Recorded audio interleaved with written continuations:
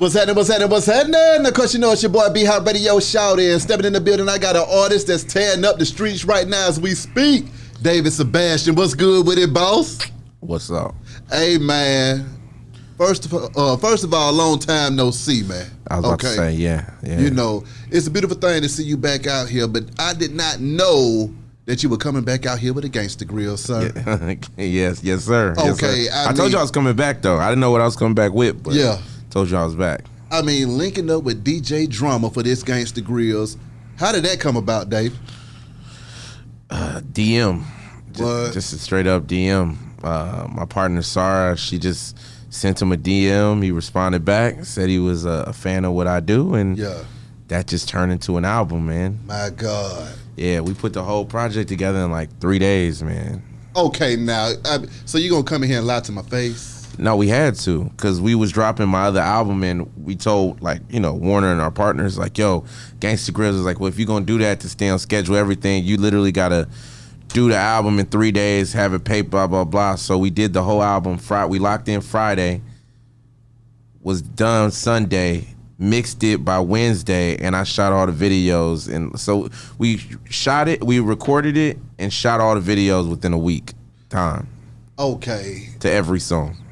I got to get straight to it, though. I mean, the devil is a liar, just to find out that the devil is a damn metaphor at the same time.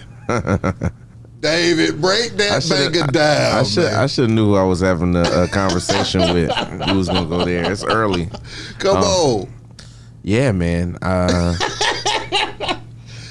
You got in that thing and snapped, okay? The visual was just ridiculous, okay? Your eyes closed, but they opened at the same damn time, okay? Exactly. And I mean, you're going off. So, I mean, just what was it in your mind that made you say the devil is a liar? And what has been the reception of that song at the same time, too, so far?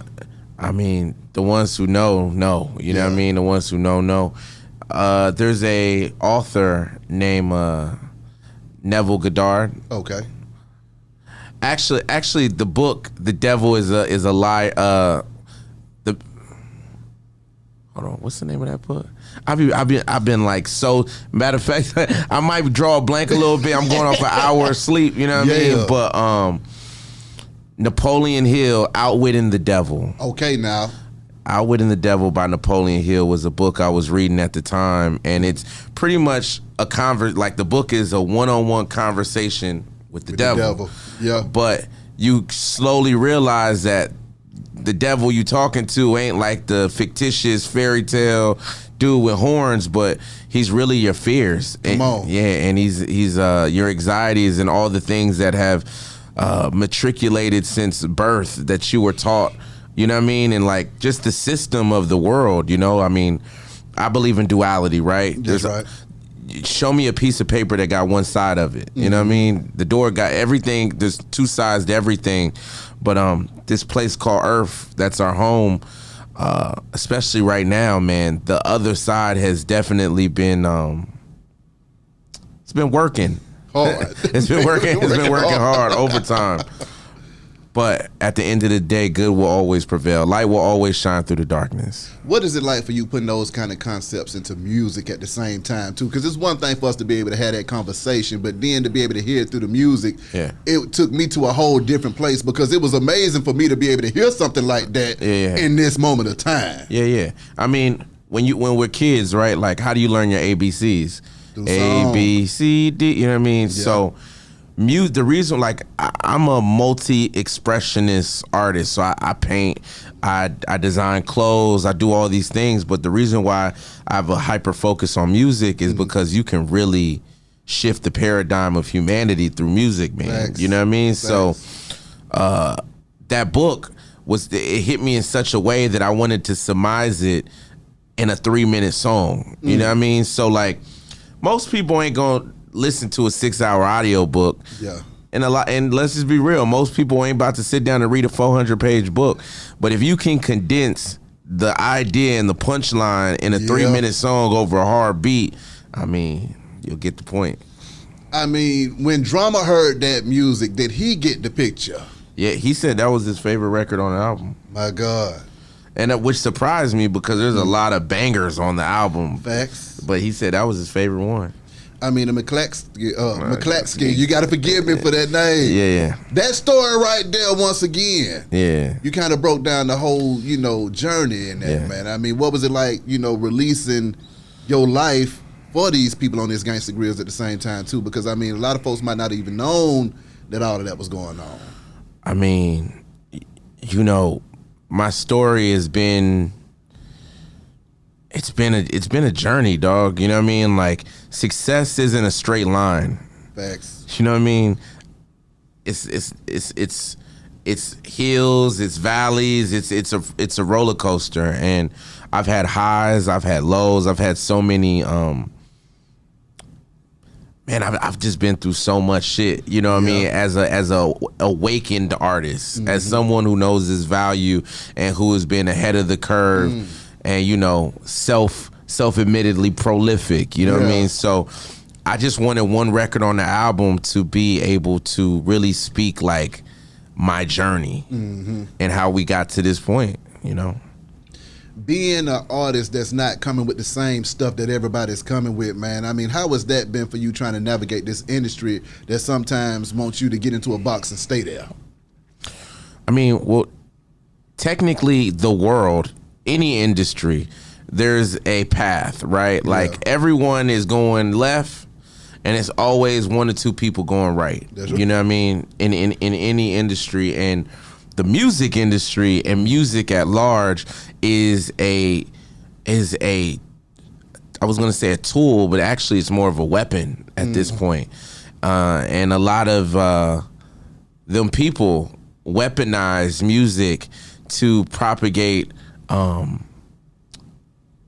ideals that are very harmful to the black race.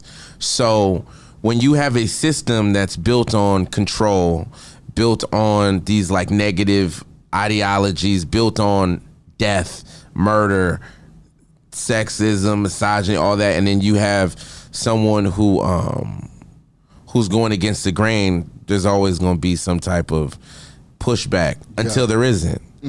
Until there isn't. At some point, the door got to open up because they don't have that much control anymore. The control really is with the people at this point. So I've been shadow banned. I've been, blackballed and shit. If you can suck my black balls. No,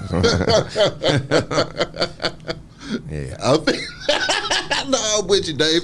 Yeah. I mean, Beyonce is perfect. And Rihanna too. Okay. Yeah. That was another one of those joints that I was thinking to myself, here comes David again, bringing the wisdom, the love for the game, and the lyrics all together at once. Yes, I mean, can you break down that story? And then when everybody heard it and said, damn, thank you. Yeah. Well, just off the title, right? Beyonce's perfect. Yeah. You might at first glance be like, oh, he's like praising, Beyonce. And it was more of a metaphor in the sense of, if Beyonce's perfect, what makes you not perfect? What makes Beyonce perfect? What makes Rihanna, what makes these idols, these American idols, perfect? Is it propaganda? Is it marketing? Is it money? Like what is it? And then the whole song kind of explores the ideal of like fame. Yeah. Right? Like the verse is, I just want to be rich in a big old house, at the top of the hill somewhere in the mountains. How does it feel to be rich? But every time they take a pic, you can't go out in public when you sick. But you could, because they just want to flick, but you pose to make sure they get you a good side anyway. Like you could be sick as fuck, but you still posing for the camera. You know what I mean? So it just has to deal with the relationship between wanting to be famous. And then the video, I kind of took it a different direction in the sense of like 8 ways to become famous in today's time. You know what I mean? And I think number 1 was to die. Damn. 2 was to get shot. One of them was like, sell your soul. Another one was sacrifice your homie. Just all these things that if you really break down some of the people who've blown up over the years, like, you know what I mean? Niggas die and they streams go up 1,000%. Anyways. What do you think about that, man? And I mean, because I was just talking to somebody about this the other day. I feel like it's traumatic just somebody being in the industry, seeing all of the artists passing and stuff like that. Yeah. How does it impact you seeing that occur on a regular basis now? I mean, it's fucked up, right? But at the end of the day, words, spelling, right? Words, what you write down on paper, eventually all comes to you. Mm-hmm.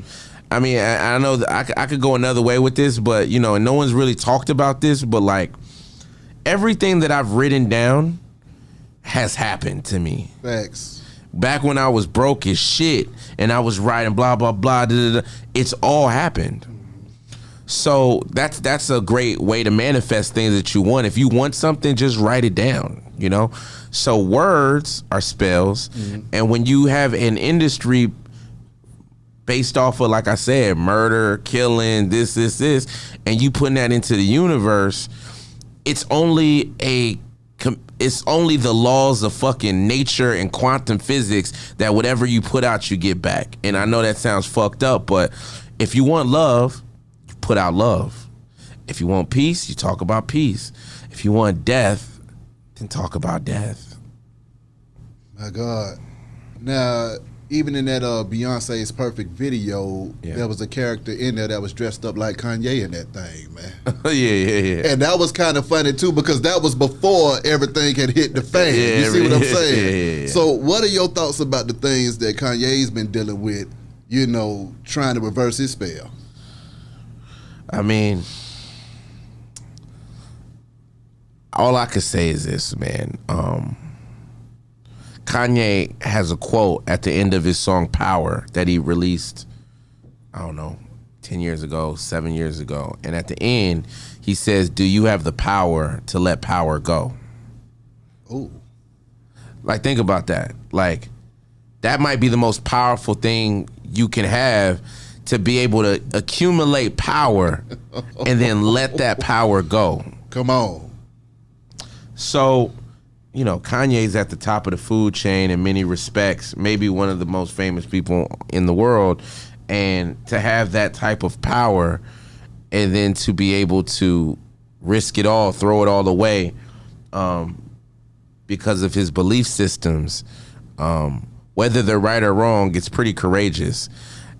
I'll just say this, man, like we live in the Truman Show. Nothing, and may these words be recorded and live forever, nothing is what it seems. You are not who you think you are.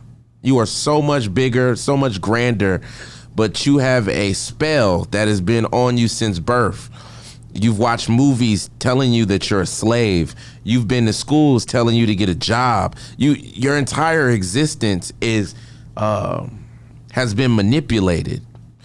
And behind the veil of earth, of reality, there are puppet masters. Fuck what race they are. They're there. It could be motherfucking aliens. It could be reptilians. It could be motherfucking, who knows? There are puppets controlling the fabric of reality. And if you speak about it, you know, there's consequences to everything. But the way I look at it, being a free thinker and a God put certain people here for a reason. I mean, everyone's here for a reason, but some people have a path to enlighten others. Yeah. Right? To enlighten others.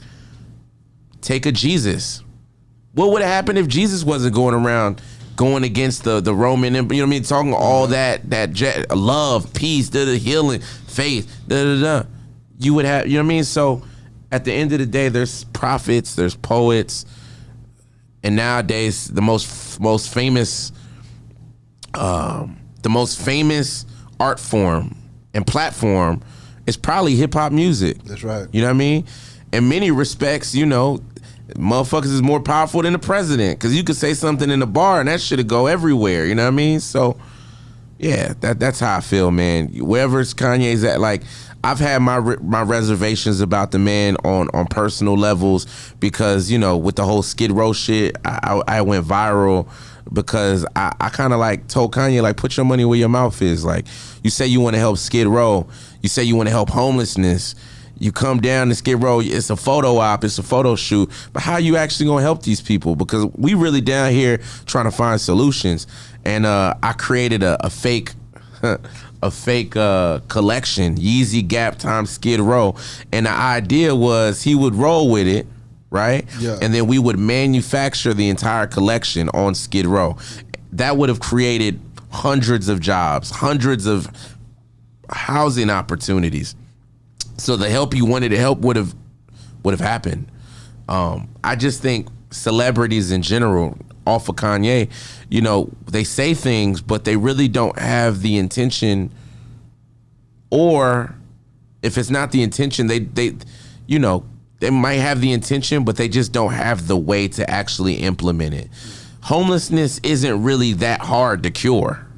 It's not, you know, I got a bar, and no disrespect to the rappers I'm about to name, it's no disrespect, love.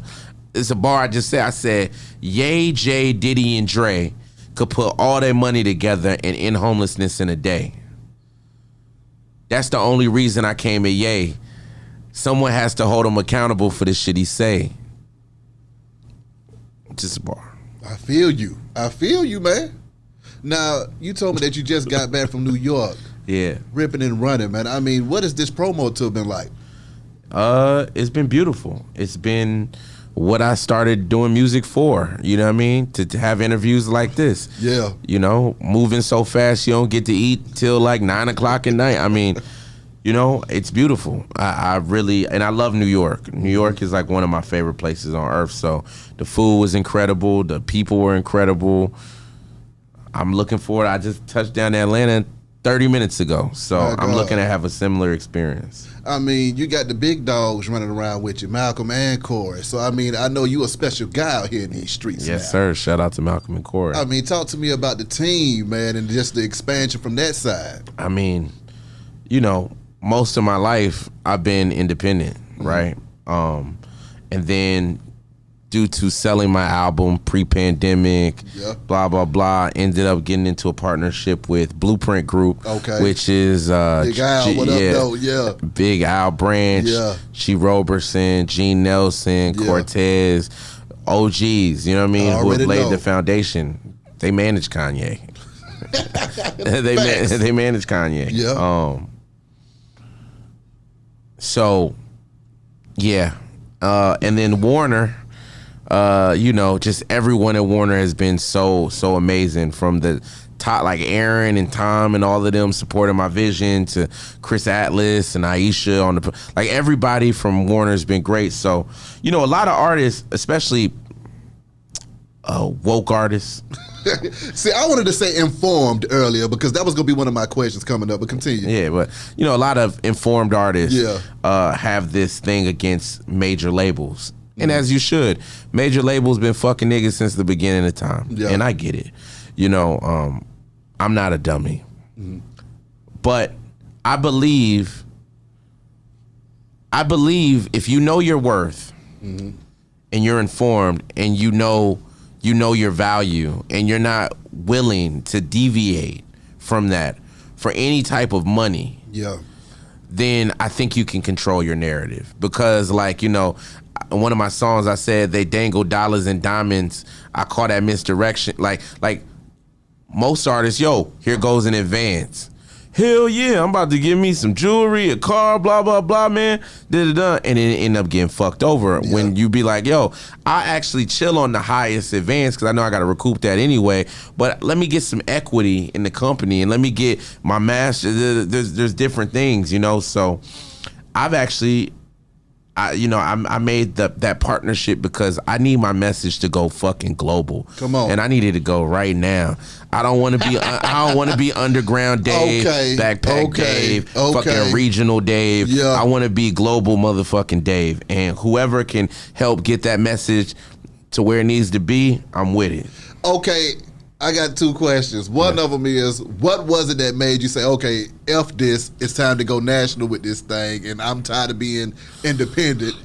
What happened at that point? And then also, I want to know, as far as you being informed, because I didn't want to say woke earlier, but At what point did you find yourself becoming informed of all of this information and starting to see stuff in a different way than everybody else around you?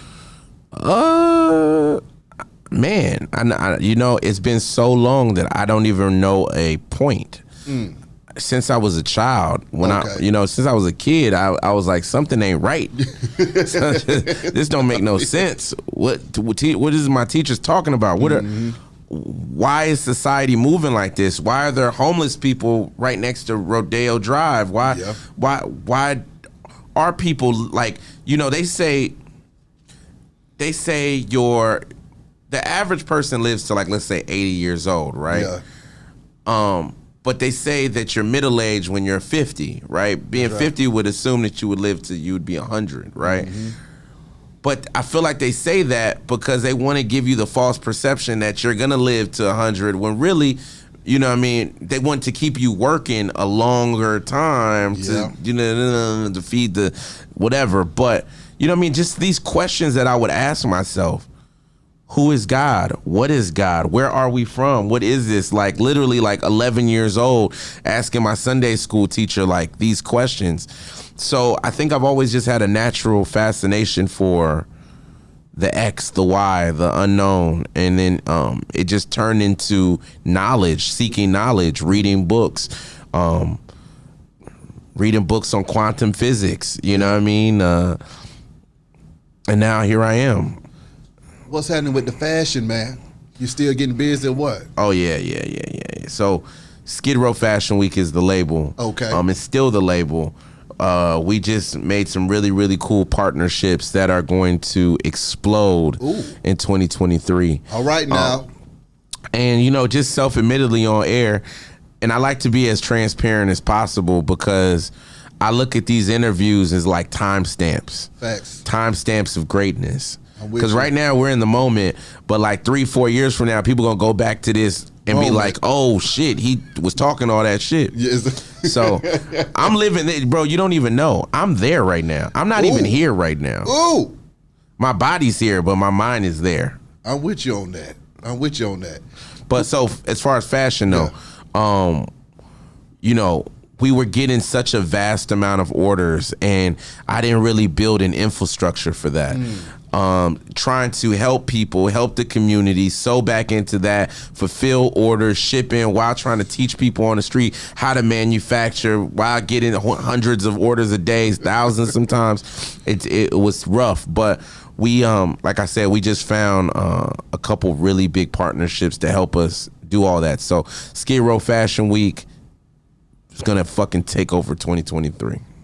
How do you feel about money, David? And how do you feel like it changes people? And how did it impact you? And I want some money. Come on now. I fuck with you. How did it impact you though, man? What, money? Yeah, money. And how do you feel like it changes everybody else? Because I know you are a free thinker, so the money's gonna hit you totally different. Yeah.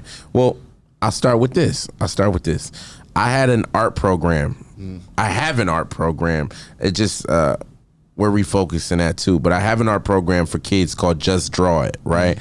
Where I take kids 7 to 17 from inner city communities, and I give them a class, not just on art, but how to use their mind, how to perceive the world differently, right? And the first lesson that I typically do in class is I take like $50, right, in ones, and then we burn the money. And then we take the ashes from the money and then we make a collage or a painting. And the reason why I do that is because growing up in the hood, growing up with nothing, growing up with parents who may have grown up with nothing, you begin to make money your God. You work hard for the money. Like everything you do is for money. And money is a tool that you can use, but it essentially has no, it's essentially just fucking paper. Yeah. Perception gives it value, but essentially it's worth nothing. So to show these kids that, you could burn this and ain't shit gonna happen, you good, you aren't defined by your dollar amount is everything. So that's my perception. Money, I need it. I need lots of money.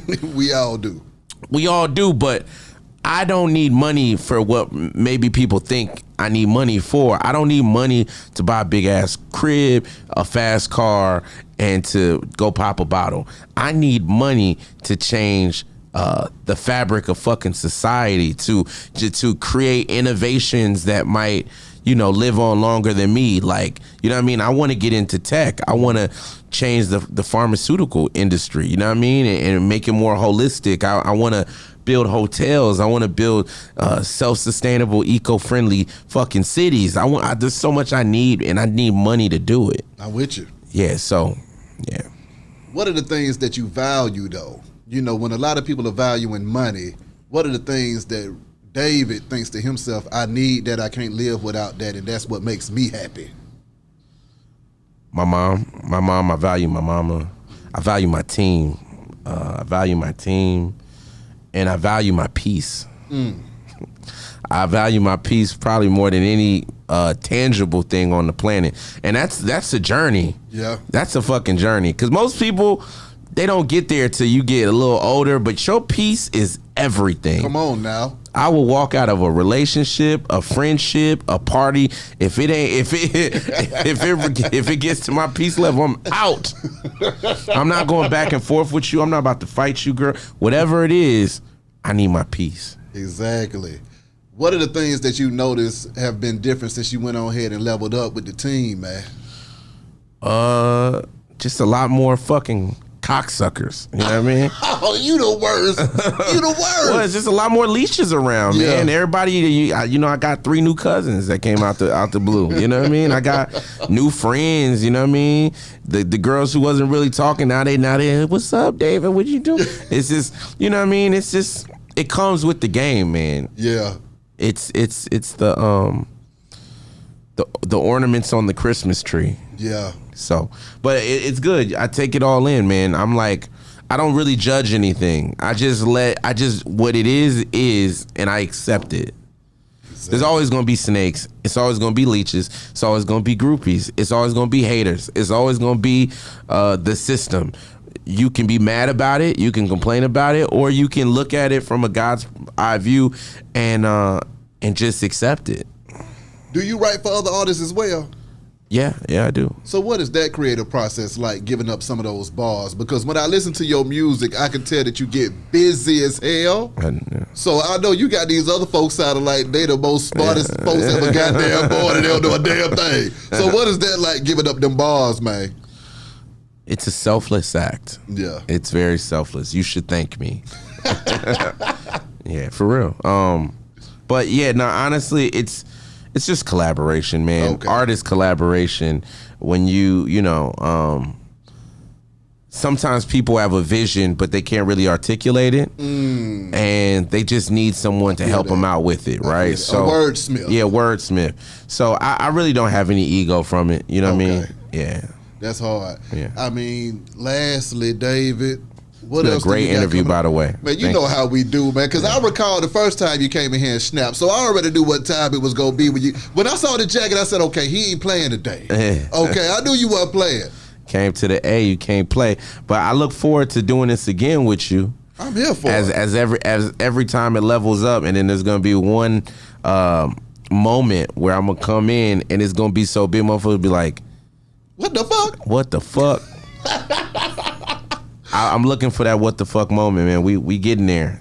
Well, see, I'm feeling that when I listen to the music, when I go from Beyonce's Perfect and The Devil Is a Liar, and I'm hearing that, and I'm feeling a spiritual shift in the world as it is right now, to where that music is right on time for this moment in time. So it's going to be amazing to see how when you drop this thing and it goes crazy as hell, the reception of the people and all of that good stuff. Yes, sir. I think you were going to ask me what's next. Yeah, what's next? Well, Gangster Grillz tonight at midnight. We Are God 12/12. We releasing that globally. Okay. Skid Row Fashion Week, dropping the first collection January 1st. Dropping a film called Times I Made Girls Cry, top of the quarter. All right. In selective cities. Gonna rent out a couple theaters. I have a vast I've been working on art, like fine art. Yeah. Got like 10, 15 foot canvases in my crib right now, working on a art gallery. My God. That I want to do top of the quarter next year and like bring out like the who's who of the art world. Yeah. And keep making music, man. I made this album in 3 days. I want to get back to like just the studio, man. I could have the highest input in music, you know, if I really could just focus on it. But I haven't been given the opportunity to just be an artist. Cause I'm handling the business. Yeah. I'm handling the marketing. I'm handling the digital social aspect. Like I'm doing so much in every arena. I'm not just like on the skid so I'm designing the clothes, I'm sourcing the fabrics, I'm shooting the campaign, shooting the lookbook, building the website, and not because I can't hire someone to do it. It's just my vision is so precise. You know what I mean? It's just so precise. But on this new album, I actually did something that I never really ever did, which was relinquish kind of creative control.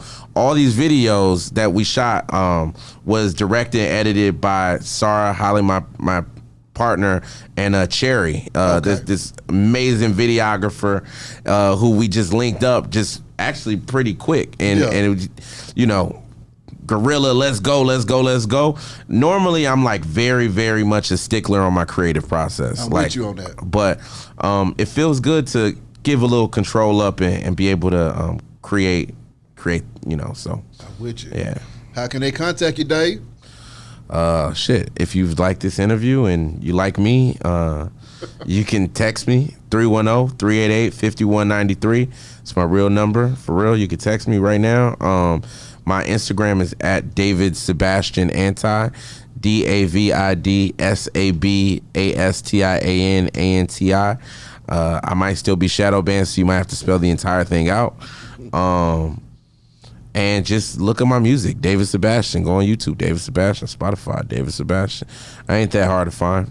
But really text me though. Like, don't even be afraid. Like, do it. Like, I probably text like 30,000 people a day, dog. That's crazy as hell. Yeah. Well, David, as always, appreciate you putting up on me, boss. Thank you so much. Wish you nothing but the best and much success. Thank you. Be High Radio Shouty. David Sabastian. I'll let y'all in a minute, man. School. We gone.